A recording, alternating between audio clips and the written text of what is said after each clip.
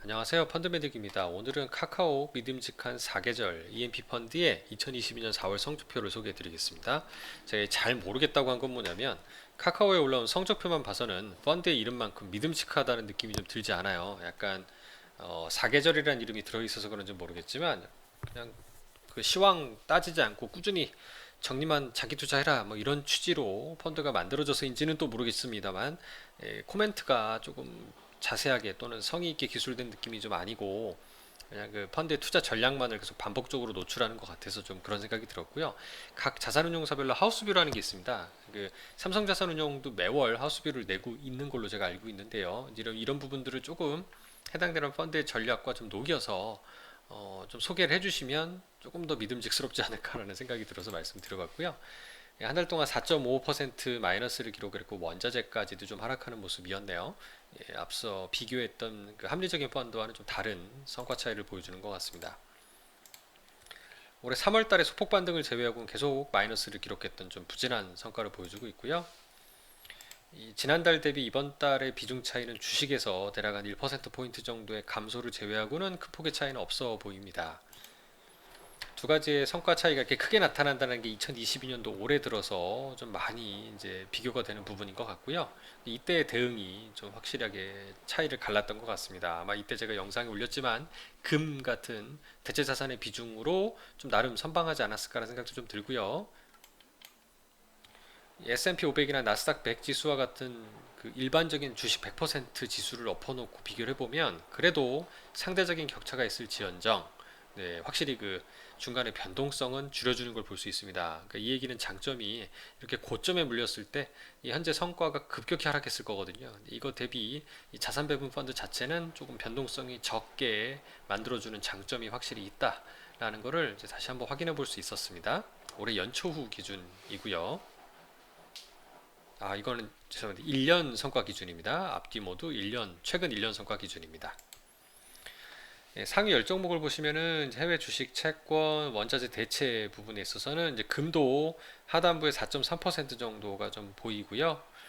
중간에 뭐 리츠 같은 부분도 대체 자산 들어가 있는 것을 볼 수 있습니다.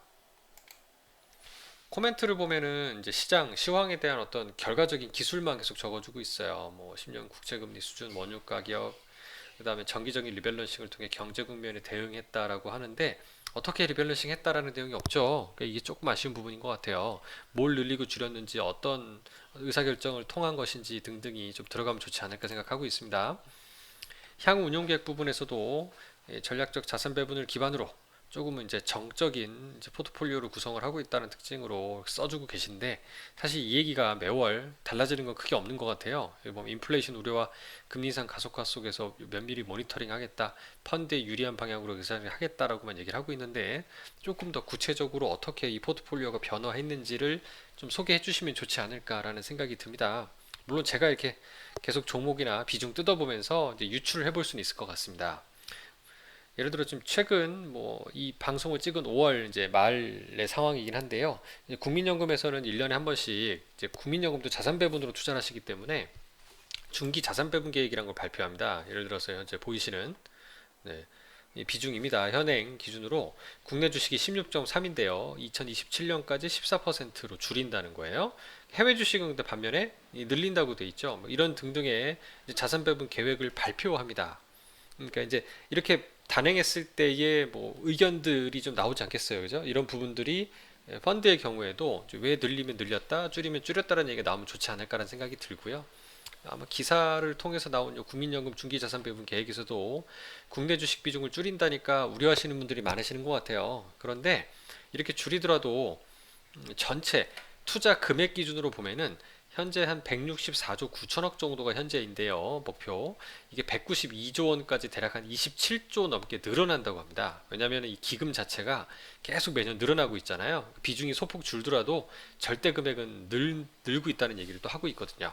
이런 다양한 코멘트들이 좀 들어가는 부분들 그리고 해외 주식을 늘리는 부분에 있어서 최근에 원화 약세 부분이 더 우려되는 거 아니냐라는 의견이 나올 정도로 다양한 의견들이 붙는데 믿음직한 펀드도 그런 부분에 코멘트 부분이 조금 더 자세히 기술되기를 기대해 봅니다. 일단 뭐 펀드가 못한다는 건 아니니까 오해 안 하셨으면 좋겠네요. 감사합니다.